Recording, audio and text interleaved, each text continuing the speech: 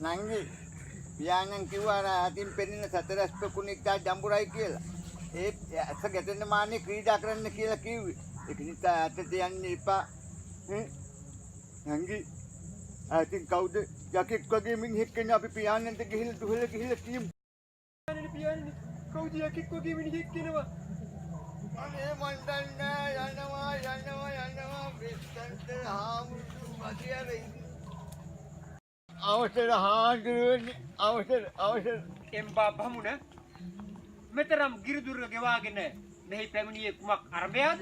ඔබතුමා ජයතුරාපුර නුවර දන් දෙන කාලේ දානයක් ලබා ගැනීමට නොහැකුණු නිසා මෙහි පැමිණියේ. මා සතු සියලු දෑ දන් දී තපෝසිල් ආරක්ෂා කිරීමටයි මා මේ වංකගිරි ආරණ්‍යයට පැමිණි. එහෙම කියන්න එපා. සිතාන්න බලා දෙනවා නම් තව කොපමණ දාන තිබේද? ඔබතුමාගේ දෙදරුවන්වත් පහට දානය පිණිස දෙනු මැනවි. බුදුන්ගේ